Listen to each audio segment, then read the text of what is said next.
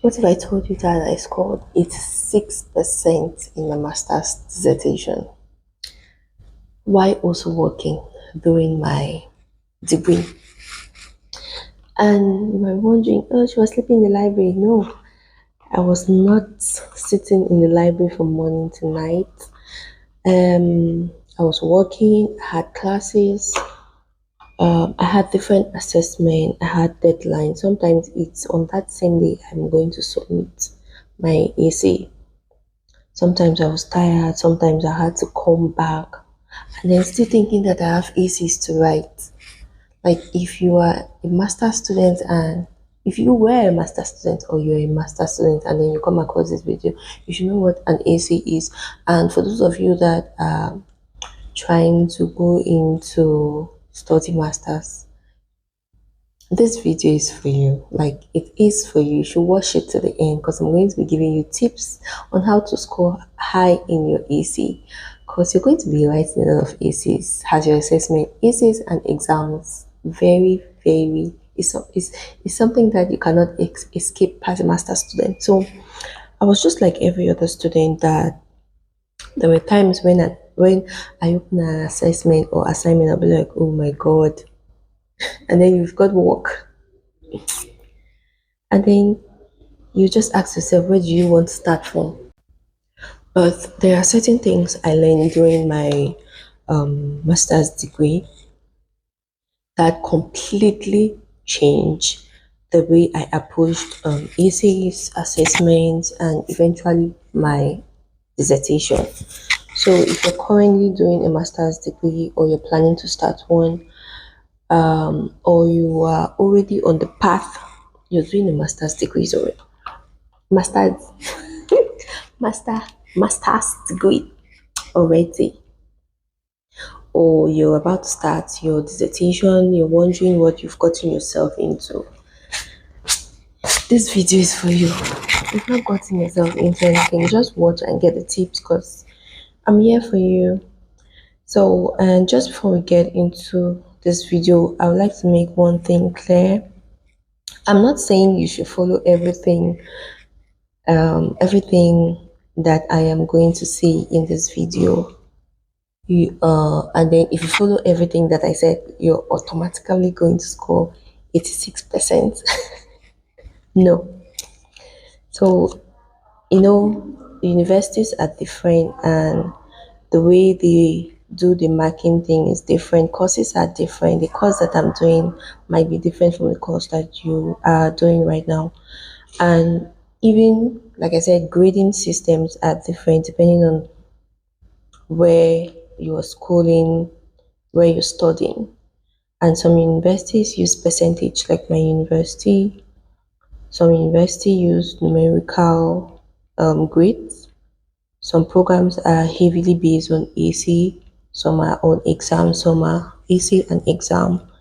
So some are presentations, projects, like my degree was it was AC project presentation, like everything in between. So and then there was, okay, we didn't have a um dissertation defense, but some courses do have dissertation defense. So, but regardless of the system you are studying under, there are certain academic habits that can really make a massive difference in how you come across your assessments and AC. And these are the things that genuinely helped me, and I'm going to be spilling it out for you. So, the first thing that I learned, I actually wrote it down so you could find me looking down. I'm looking at my screen while he's saying this, so I will not forget. So the answer sometimes is already in your module. You might be wondering, what is module? Module is like the the course outline, everything about your course. So each course, each subject, should I use subject? Each course has its outline. So this is probably one of the biggest things I want you to take away from this video. Always go back to your module. The answer is there for you scoring high in that AC. and even in your exams. So when we get an assessment, a lot of us immediately start searching Google everywhere, looking for, looking for materials and the rest. You go to Google Scholar, research papers, YouTube, everything, name them. And of course, at the master's level, you probably need to do an independent research on your own. But sometimes the first place you should actually go to is your module. It's very simple. Like go back to your module, go back to your course outline, go through what you've been learning week by week. That boring class that you don't used to attend. What theories did your lecturer introduce in class? What modules did you study? What concepts did they use? The readings that they are always recommended readings at the end of the classes, or then what were the discussion in classes? Because as a master student, there's really no notes in class. So because your lecturer didn't spend weeks teaching you these things for absolutely no reason, like there was a reason for your lecturer to come in class and say those things. So if you receive an AC question and you're sitting there thinking, how am I supposed to go about it? Ask yourself, I need you to ask yourself this question. What did you actually study in this module that connects to the assignment? Like that connect to the assessment question. That alone can give you the foundation on how to start. Then you go outside the module and start building your wider research around it. Like you can go to Google and the rest. And this works whether you're studying in Poland, Nigeria, Canada, Britain, or anywhere else. The answer is in your module. That's number one. Your university has designed that particular module because there are specific things they expect you to learn. So don't ignore the materials that you're usually being given in class, the papers that your lecturers usually paste on your portal that you should go back home and read. Your answers are actually there, but most students don't pay attention. So secondly, I would say you should read the assessment question properly. I know this might sound basic, like, oh, I read it, but sometimes you read it, but you did not read it. So I'm saying this because this can literally affect your grade. Sometimes we're so desperate to start writing that we don't actually stop and think and even understand what we have been asked to do. So that's the difference between you read, but did you read? So there's a difference between describe, analyze, critically evaluate, because these are the terms that are usually being used. Compare, discuss, justify, recommend. And these words are not they're not, how do I say it? You can't change them. If your lecturer asks you to critically evaluate something and your entire essay is just explaining what it is, you haven't really fully answered the question. They said critically evaluate and you're just writing. I mean, you can write a very beautiful essay stating everything, but you're not critically evaluating.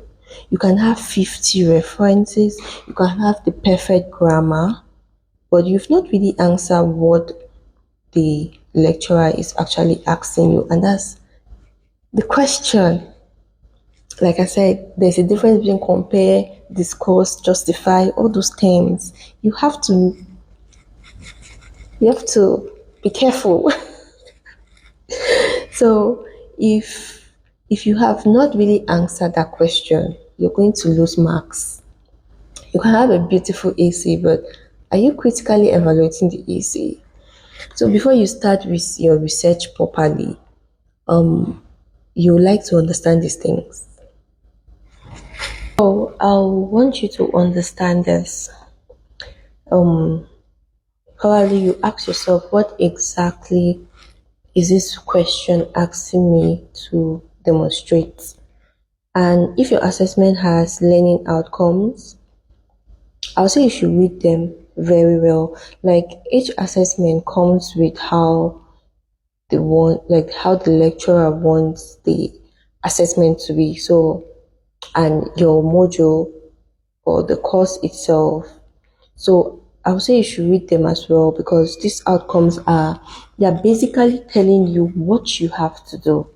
Don't ignore them. And then by the end of the assignment, this is what you expect. Um, like they expect you to prove that you have understood or understand what they want you to do. Then number 3 is the marking rubric. So if your university gives you a marking rubric, like during my time, there is a marking rubric that comes with the what they want you to do with the assessment, so how they are going to be scoring you. So, and if you're not using it before you submit your assessment or your assignment, then I feel you won't even know, like you are already scoring yourself for failure. I'll say that, because this rubric is basically telling you how they're going to judge your work. So look at the highest category in that marking system. So what does it say? Is it excellent critical analysis, strong use of literature, independent thinking, application of theory, clear structure, coherent arguments, excellent understanding? These are words that are not there to make your document look professional. They are literally telling you what they want to see. They want to see these things, all these things that I mentioned. Strong use of literature. Probably I'll just write it somewhere so that you see. So one thing I started doing was looking at my work and asking myself, if I were the lecturer making my essay right now, and I had this marking rubric in my hand, like where will I honestly, like how will I score myself? So where will I actually fall? That's what I usually ask myself. And if the top category says excellent critical analysis, but my essay is mostly descriptive, describing what different authors says and not trying to argue it, then I clearly have I still have a lot of work to do. And if your university does not use the exact type of marking rubric that I just mentioned, the principle is still the same. You get this university, especially the ones around Europe. So just find out what does perfect or excellent performance actually look like in your program. And then this brings me to the critical analysis. I'll say this is probably one of the biggest jumps between BSc and master's level, because master's level is majorly about academic writing. You cannot just tell me what everyone is saying. Argue. That's what they want to see. So imagine your paragraph. Your paragraph said, Smith says this, Jones says this, another researcher also said this. Okay, they said that, but what do you do with that information? Did both authors agree? Did they disagree? And then in their disagreement, what was the different findings? Like, what did they find? What were they researching that actually made them to find that? What did they use the same method? What methods did they use? Was one study conducted 10 years ago and another 1 year ago? Does this study have limitations? Is there another researcher that challenged it? that challenged both of them. So these are the things that, these are the evidence, the disagreements that they want to see in your work. And in your conclusion, that's for you. What is your reasonable conclusion behind it? So that is where the analysis begins. So you see how I break it down. You're not just showing your lecturer what this author said, but evidence based, and then you're telling your lecturer, yes, you read 5 papers because you are taken from different people. Okay, you're showing them you read these papers, you understood the argument, you can see where they agree, where they disagree, you can see their limitations, and then you're using evidence to build an argument. So that's a different kind of writing that is different from BSc. Then we are coming down to references. References are not just decorations, and they have to be very verifiable. This was another thing that I learned. Don't become obsessed with the number of references in your essay. Some people have hundreds of references, but none of these references actually link to their work. And more reference does not mean that you have a better essay. You could have 70 references and have a very weak argument. So every time you're adding a source, ask yourself, is it why is this source here? Why am I adding it? Does it align? Is it supporting my argument? Is it challenging something in my work? Is it giving me evidence? Is it introducing something? Is it showing a different perspective? Is it explaining the context of my work? So your reference should be doing something in your essay, and make sure that that reference actually exists, the paper exists. Make sure the author actually said what you are claiming, because they check these things, and make sure you're citing the correct source. There's something called Harvard styling. Because I don't want this video to be very long, I would have showed you how to, do your references. And don't automatically think that because this paper is old, is useless. No, it's still very much important. And some of those theories in this old paper are very fundamental. So if you're discussing something that has changed significantly in recent years, then you probably need to use a recent research. Okay, yeah, it's let's say it's more or less about relevance. And then another thing is, when you submit your assessment, your grade comes out, always take feedbacks. Even in interviews, I take feedbacks very seriously.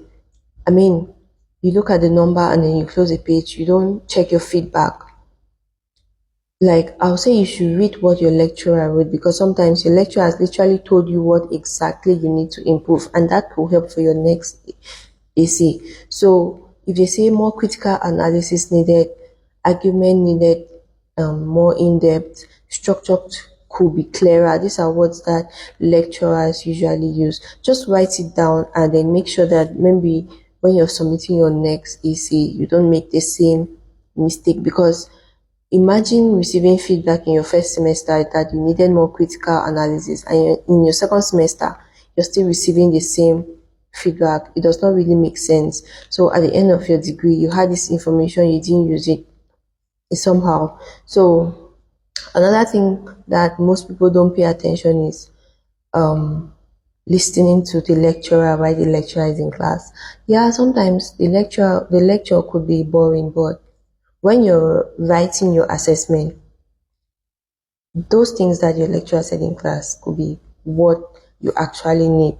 So, for example, when you're writing your dissertation, you're using a particular methodology.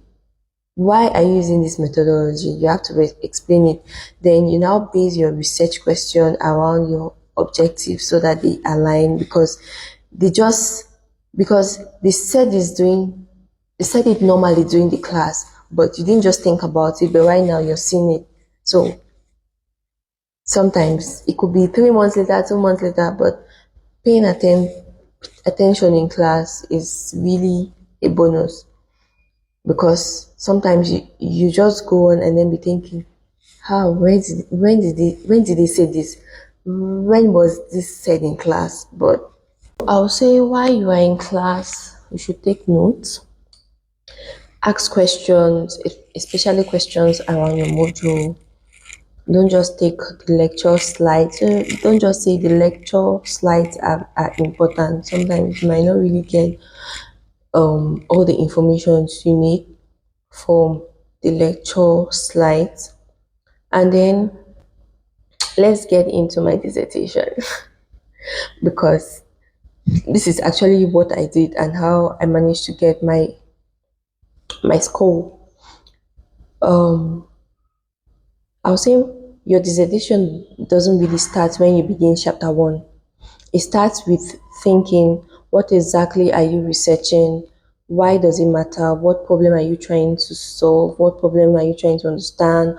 What does the existing research really no? What does the existing research what is the research already telling us? Yeah. Like, then what don't you know? What exactly are you trying to find? What research method can actually help you to understand the question? And one of the biggest things that helped me understand dissertation writing was this word, alignment. Your chapter one, aligning chapter two, aligning chapter three, research question, aligning objective. So everything should just connect. Your research problem connects to your aim connects to your objectives, your literature helps establish what you already know, your methodology explains how you're going to investigate your questions, your finding tells you what you've discovered, your discussion explains what those findings mean, and then your conclusion brings everything back together. So your dissertation should not feel like five completely different assignments. It's one because they connect, so all shaped together. So I'll say you should keep asking yourself, how does this section help me answer my research question? If you cannot answer that, then you might need to ask, why is this section here? Do I need to remove it out from my dissertation? And there's another thing I want you to remember, your findings. Your findings should tell you, what did I find? Your discussion will ask you, like, what I found, what does it actually mean? Why did I find this? How does it support the research? Does it contradict the previous research? Because you're not the first one that did the research. Yeah. So, is there a theory that helps you explain what you found? Was there something unusual about your sample, your research context, and then implications? What were they? So, that is where you're beginning your research into conversation with everything that you've read in your literature review. So, it's more like you're saying, this is what researchers previously found, but this is what you have found, and this is how they relate. This is what it could mean. So it's more like you're using your own academic voice to explain what matters or what you're showing in your work. And for students studying in systems where you also have to defend your dissertation or complete an oral examination, understanding I think understanding this becomes more important because you don't want to memorize your dissertation, everything in your head. You need to understand why you made some decisions. And then to wrap it up, I'll say finally, if you're studying while working, if you're studying while working, if you're working while studying, stop waiting for the perfect time or perfect conditions. Um, this is coming personally, like is a part where I'm speaking from a personal perspective. Working and studying at the same time is very exhausting, and sometimes you come back from work and then the last thing you want to think of is one journal that you have to read for your assessment. And then sometimes you now have work the next day, so you have assessment deadline, you have reading to do in order to do your assessment. So um if you're just looking at everything together and then you're asking yourself, how am I supposed to do with all these things? There's no perfect time to do all those things. Just try to break down your work. That's what I'll say. And then maybe today you have like a 30 minutes or 1 hour to find strong journals to support your work, to support your dissertation or assessment or whatever you're working on. And then tomorrow you're checking references. So just break it down. Then another day you're editing your work that you've already written. At least we have Google, we have AI, all those things. Maybe another day you're just going through paraphrasing what you have already written down. So progress cannot just do you can't do it all in one day. Just break it down, and then sometimes it's simply making the assignment a bit better than how it was yesterday. So when you break it down, at the end of it, you just look at everything that you've done, and then you see that your progress, you've gone so far. So, and then you don't need unlimited time to produce good academic work. You just need to understand what you're being assessed on, and then use your time intentionally. So if before ending this video, I'll say don't spend your entire master's searching for some mysterious secret to get good grades. Sometimes the information you are looking for is just in front of you, is in your module, is in your portal, is in your assessment brief, is in your lecturer. Your marking criteria has the answer, your previous feedback has the answer, your research. So use all these things. And then when it comes to your dissertation, make sure that everything connects. um um I'll say I'm very proud of myself because I wasn't even expecting this, but I know I did my dissertation very well. But I also know that the number itself is not the important lesson for me. The important lesson for me is understanding what I start is how I say it. The more important thing is understanding what I started doing differently that improved my way of approaching academic work. Does that make sense? So that's just what I said I should share in this video. And if you are struggling with your assessment, writing essays, finding academic papers, balancing work and university, or you're currently fighting for your life while writing dissertation, you just maybe put in the comment section or search for my Instagram handle and connect with me. I will give you some useful tips and I'm here to help you. And one last thing, if you found this video useful, please like and subscribe to my channel. I mean, it will cost you absolutely nothing if you just like this video and connect with another student. So if you are struggling with your essays, your assessment, your dissertation, I got you. Hook. No, don't hook. Link with me. I'll try to put on my Instagram handle in the description of this video. Then we can talk. I'll give you some tips. I'll help you. It's all about network and connecting and helping each other. You know how we do it in my channel. So thank you so much for watching to the end of this video, and please do give it a thumbs up and share to any student that is struggling with their AC assessment. And this is just my tips. The answer is all in you. Please wrap it up, and that's it, guys. Bye.